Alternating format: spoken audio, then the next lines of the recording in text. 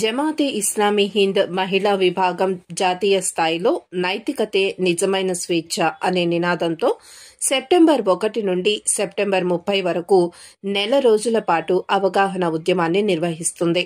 అందులో భాగంగా ఆంధ్రప్రదేశ్లోని విజయవాడ, భీమవరం, బనగానపల్లి, ప్రొద్దుటూరు, నంద్యాల, కావలి జమాతే ఇస్లామీ హింద్ మహిళా విభాగాల ఆధ్వర్యంలో స్థానిక శాఖల కార్యాలయాలందు ఉద్యమాన్ని ప్రారంభించడం జరిగింది.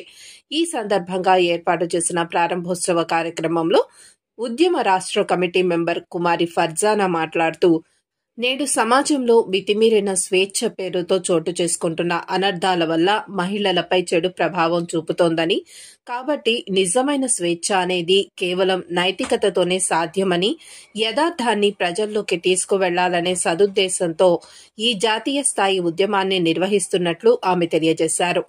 ఎన్సీఆర్బీ 2022 రిపోర్టు ప్రకారం భారతదేశంలో ప్రతిరోజు 90 అత్యాచార కేసులు నమోదవుతున్నాయని, యువత మద్యపానం, డ్రగ్స్ లాంటి దుర్వ్యసనాల బారిన పడుతున్నారని, అశ్లీల కంటెంట్ ను అప్లోడ్ చేయడంలో మన ఆంధ్రప్రదేశ్లోనే 10,000కు పైగా కేసులు నమోదవటం అనేది అత్యంత విచారకరమని, ప్రస్తుతం మన దేశంలో ఈ సామాజిక అసమానతలు, లైంగిక హింస, అత్యాచారాలు, హత్యలు ఎక్కువైపోవడం ఆందోళనకు గురిచేస్తోందని అన్నారు.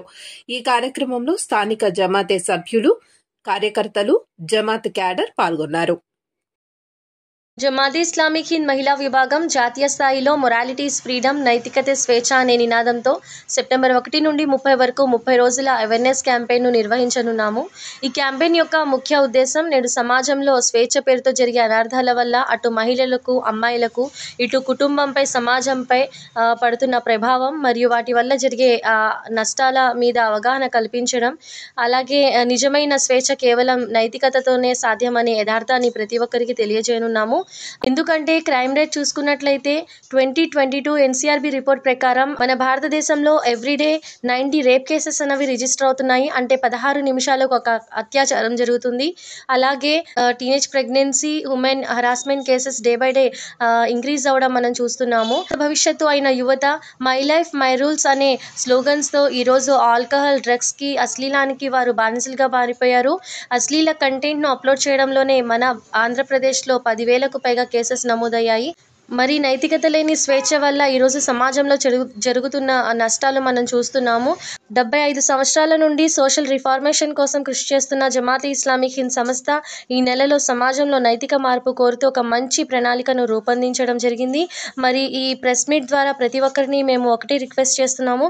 కులమతాలకు అతీతంగా భారత పౌరులుగా తమ వంతు ప్రతి ఒక్కరూ సమాజంలో మంచిని పెంచేందుకు, చెడును నిర్మూలించేందుకు, నైతిక విలువను పెంపొందించడానికి ఒక సమాజ సంస్కర్తగా, తల్లిదండ్రులుగా, ఉపాధ్యాయులుగా మాతో కలిసి ఒక అడుగు ముందుకు వేస్తారని ఆశిస్తూ థ్యాంక్ యూ సో మచ్.